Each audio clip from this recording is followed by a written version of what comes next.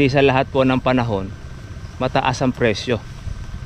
Yun yung sili. Dati-rate umabot ng 1,000 ang kilo ay ang per kilo ng sili. Pero dumarating din po ang baba ng presyo ng sili. Ganon din naman sa kalamansi. May panahon na mataas ang presyo ng kalamansi, may panahon naman po na mababa ang presyo ng kalamansi. Kaya lang syempre, wala naman tayong nabalitaan na nagtapon ng kalamansi dahil hindi po nabili. Ano pa, may nagtapon ng kalamansi dahil nasira. Pagka sira, hindi naman po talaga mabibili yon. Musta na po kayo mga katribya? Welcome po kayo at masayang pag-aalaga po ng kalamansi po ngayon. Tayo po ay follow up pong muli. Tayo po mag-spray mga katribya po ng ating pong foliar sa ating pong kalamansi. Lalo na yung ating pong mga buko ay lumalaki na. Siyempre, hindi po maiiwasan na meron rin po talaga tayong mga nasisira pong bunga. I-spray lang po tayo ngayon para continuous lang ang ating pag-aalaga. Siyempre yung pong mga buo nating mga bunga, dapat po natin ay susuportahan nito. Kasi pagka hindi po natin ito inagapan ng spray, ayan, nakapagtukod na po tayo ng ating pong kalamansi. Dahil sa lumalaki na po ang bunga. Ngayon medyo mababa po ang kuhanan ngayon ng mga ahente at buyer. Pero tayo naman matagal-tagal pa ito bago po mapitas. Hindi naman po siya ganun loaded pa. Aabot pa ito mga katribya po ng 1 linggo. Yun pong bunga ng ating kalamansi. Ngayon kung ano man po ang abutan ng kanyang presyo, okay lang, dadaanin na lang po natin sa laki ng bunga at pati na rin po ng dami. Kasi dyan lang po tayo po pwedeng bumawi. Kaya lang yung atin pong mga maliliit na mga buko, obligado po natin itong sprayin para hindi na po rin siya matusok ng ating mga kalaban na mga putakti. Yung pong mga may sira na bunga, balalaglag na po yan sa lupa. At ang matitira dyan yung ating mga buo. Yung mga buo naman na yan, yun po ang ating po proteksyonan para hindi po siya masira po ng putakti o nung mga maninira. Di lang naman kasi mga katriba po ang putakti ang sumisira ng bunga, marami po mga yan. Kaya importante lang lagi po tayong maintenance. Kaya pang maintenance lang naman natin ito. Tapos spray ng ating foliar. Yung mga may sira natin bunga, ito po yung hindi po natatamaan ng ating chargeable. Kasi limitado lang naman po kasi ang hangin nitong ating chargeable. Hindi kagaya talaga sa power spray. Hanggang sa loob talaga pasok siya. Kaya lang syempre malaki lang po ang konsumo, malaki ang gastos pagka power spray ang ating gamit dahil lalakas ka sa gamot at dadami na rin po yung budget. Tayo naman maintain lang naman ito. Total marami naman pong bunga ang ating kalamansi. Malay natin baka paglipas po ng baba na yan tumaas.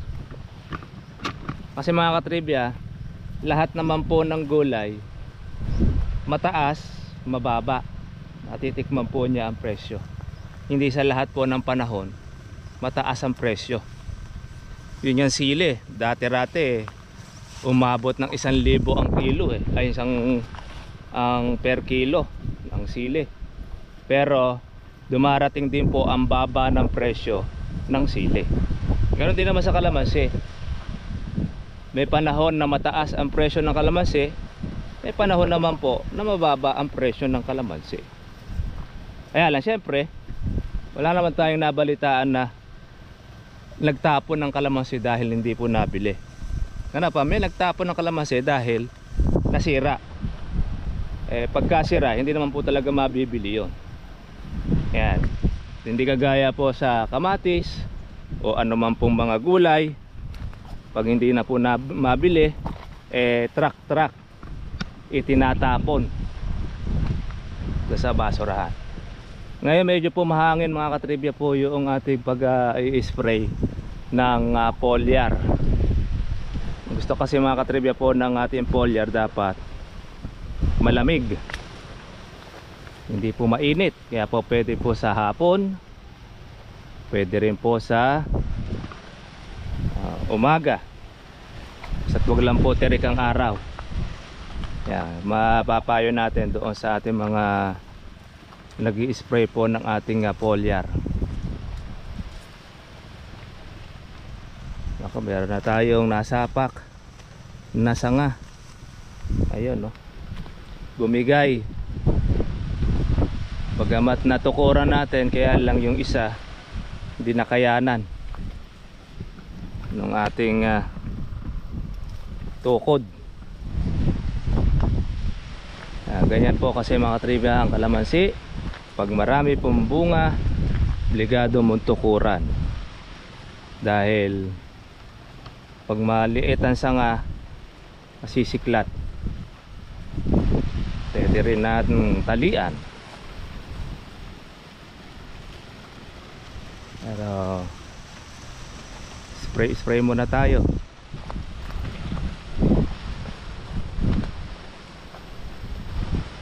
Ayan ang ating maintenance, alagang bunga. Hindi tayo naliligo ng spray mga katribya. Hindi kagaya po doon sa power spray. Kaya napakadelikado po no, na naliligo sa gamot. Ito medyo naantala itong ating kalamansi rito sa dulo dahil hindi siya nabubusog ng tubig.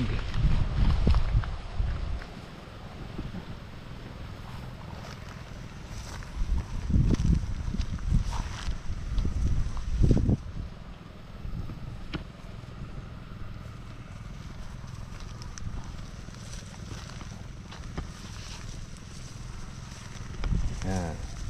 Maintain lang. Ayan, yung mga dilaw natin, dati na pong dilaw yan. Okay, pag tumaas naman po mga katribya po ang kalamansi, kung ano yung presyo ng berde ng mababa, yun din po ang presyo ng dilaw. Kaya sanay na po tayo dyan. Hindi na po kami nagtataka. Kaya kung bumaba ang presyo ng kalamansi, natutuwa na po kami. Pag sumagad po ang baba ng kalamansi, ibig sabihin nun pataas na ang magiging kasunod. Yan ang ating palatandaan. Kaya kami, di naman kami nalulungkot kung mababa ang presyo ng kalamansi kasi mayroong tendency yan na tumaas. Pagka sumagad na ang baba, ang mangyayari dyan, magpipitasan po ang marami, lalong bababa. Pag naubos po ang bunga ng maraming pitasin, tsaka po siya ngayon tataas. Ubos na po ang bunga ng kalamansi nila. Yung pong mga nagpigil, sila naman po ngayon ang makakatsyempo ng kalamansi. Kaya ganun po ang ating ginagawa. Kaya para alam po ninyo, gusto nyo pong makatsyempo ng mataas ang presyo, huwag kayong sasabay sa mababa ng pitasan. Pagka sumabay kayo sa mababa, ayan, mare-reject pa ang inyong kalamansi, napakasiselan pa. Pagka mababa, ayaw ng mga maliliit na bunga. Sa atin naman, halos dumalaga pa lang naman po ang size. Kaya hindi naman po tayo nag-aalala o nag-aalarm. No problem. Kahit na bumaba ang presyo ng kalamansi, importante lumaki ang bunga ng kalamansi para dumoble. Malaki kasi ang bunga, mabigat sa timbang, madaling mapuno ang isang red bag. Tapos syempre marami kang makukuha, maha-harvest, kaysa doon sa mababa na presyo ng kalamansi mo, maliliit pa bunga, i-rejectin pa ng buyer. Yun, kawawa tayo mga may kalamansian.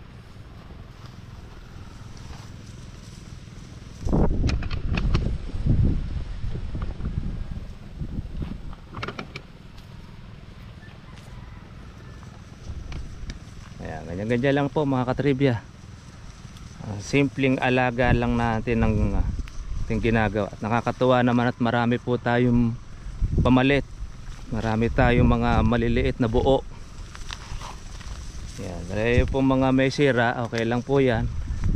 Hindi naman po natin lahat po yan ay mape-perfect, lalo na kita naman po ninyo yung ating ginagamit ay talagang do sa buga pa lang mahina na. Siyempre talagang meron dyan hindi tatamaan ng gamot, pero lahat naman po ng mga tinamaan ng gamot ay mga buo siya.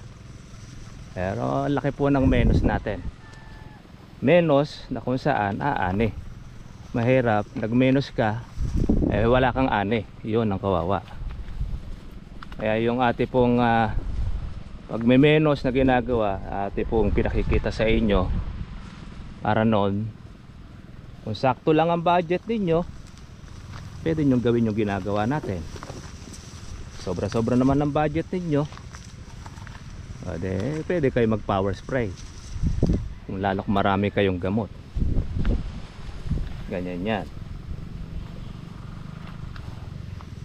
At tayo naman okay na at kontento na tayo sa ating bunga, dahil marami rin yan pagka lumaki ka nga. Sabi nga ni tatay, huwag mong titingnan yung ilalim dahil madidismaya ka. Tingnan mo yung mga buo, dahil yan po yung ating inaasahan na mapipitas. Ganyan lang yan.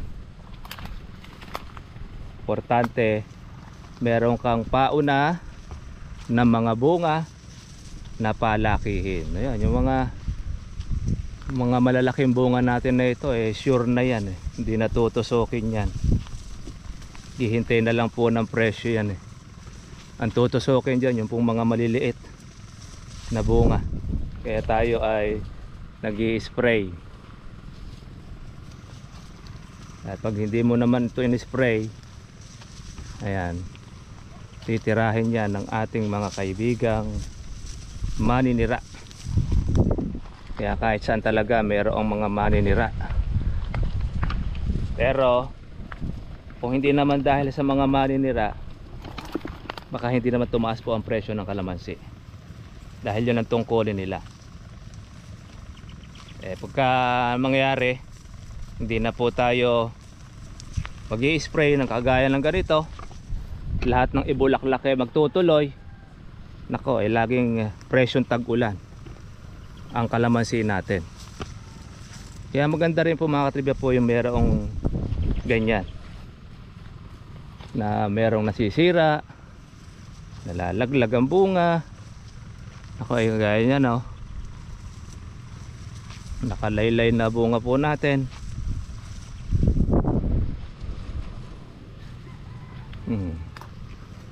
Mga 1 linggo pa ito, mabilog na, pero atin muna pong tutubigan para lalong mas malaki ang bunga. Pag malaki ang bunga, mas masaya, mas maganda ang ating ani. Malay natin ang presyo ng kalamansi po ay malikot din, hindi sa habang panahon ay nasa ilalim ka, meron din yan sa ibabaw. Pag mataas sa presyo ng kalamansi, ayan, medyo pumapaibabaw ka na. Pero pag ganyan mababa kalamansi, nakapailalim po tayo ngayon sa mga buyer dahil sila ang nasusunod kung ano yung idiktang ipresyo nila, sumusunod ang mga may-ari. Hindi kagaya na pag mataas ang kalamansi, yung may-ari ang nasusunod, yung buyer talagang pag mataas ang kalamansi obligado nilang kunin dahil wala silang ititinda. Kaya panahon lang yan. Mababa, panahon ng mga ahente at buyer. Pag mataas, panahon naman po ng may-ari. Hindi sa lahat ng panahon ay mababa ang kalamansi. Magandahan yan, matagal ang buhay. Meron kang pangsunod, meron tayong pambawi, yung pampebrero. Kaya kung tumaas man ang presyo ng Pebrero, okay pa rin dahil meron tayong kalamansi na palakihin.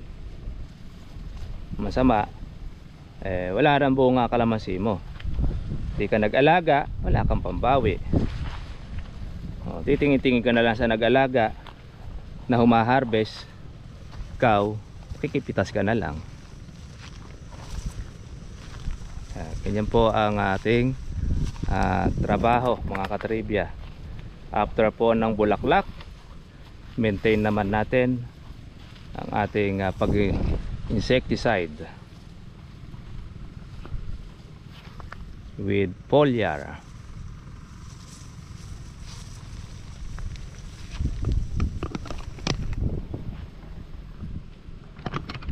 Sige, tayo po muna po ay concentrate muna sa ating pong pag-spray habang medyo malamig po ang panahon.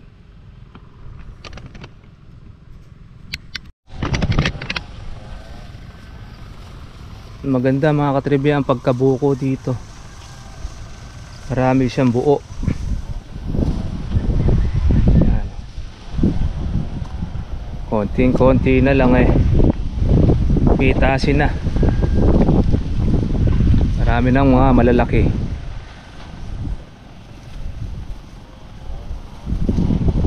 Ano po mga katribya po yung ating pinaghirapan, ang ating alaga na continuous. Ayan, lumalaki na siya. Ito po yung mga bulaklak, pati mga bunga. Imagine ninyo hindi tayo nainip katapos na matagtag ang mga bulaklak, buko na sila. Sila po ngayon ang ating pansunod. Pagdapitas natin po yung ating marami. Ayan, kaya ang kalamansi hindi lang po isang bungahan sa isang taon, kundi bagkus continuous. Basta't continuous ang inyong alaga, ay buwan-buwan po kayong bibigyan po nito ng pitasin. Kaya lahat po ng presyo nyo pong matitikman. Ayan, dahil po mga buko na yan. Pag lumaki yan, ay kagaya rin po ng ating tinukuran, ganun din po ang magiging dami niya. Pag lumaki po yung mga bukong mga maliliit, ngayon ay naglalagas siya yung lahat po ng mga nasira ng mga insekto, magsisipaglaglagan na yan. Matitira po dyan yung mga buo.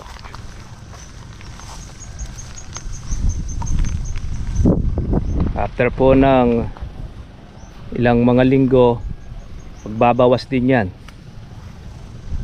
Kaya lang dito sa organic po ni Mr. Marvin,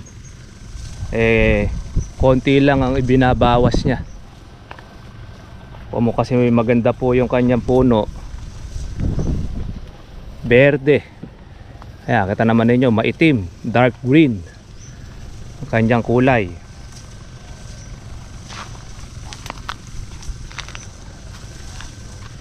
Kaya matitibay po ang mga bunga natin. Nabawasan din po yung pagkatuyo ng mga sanga. Although hindi naman niya totally naaalis yung pagkatuyo, pero nababawasan lang naman. Sa madalit salita, nakakatulong yung ating organic fertilizer. Ay napaka-menos gamitin, mga katribya. Ang ganda po ng epekto sa ating kalamansi. Kitang-kita naman ninyo yung ating evidence sa ating inaalagaan. Maraming bunga, maraming bukong mga maliliit. Nagtuloy ang marami.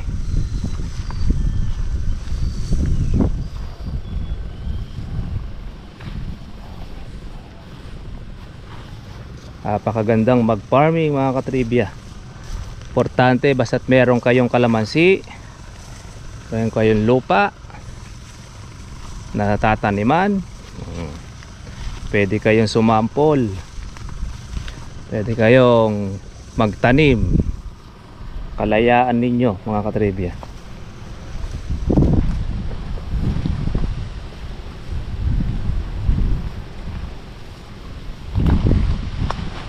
Nakakatuwa po ng resulta ng ating kalamansi. Lakas pa ang hangin. Bitaw na ang ating dating bulaklak. Ngayon ay mga buko na.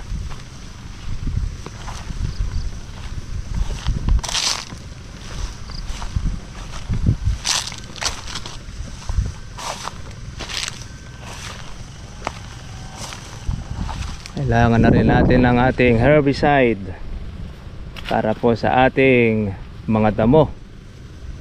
Pero hindi naman po siya ganun karami. Lahat lang naman po nasa kalamansi ang tumutubo dahil siya po ang ating natutubigan. Pero sa pagitan, wala nang ganun na damo dahil hindi siya natutubigan. Duwag ko sa'yo, natatapakan pa natin.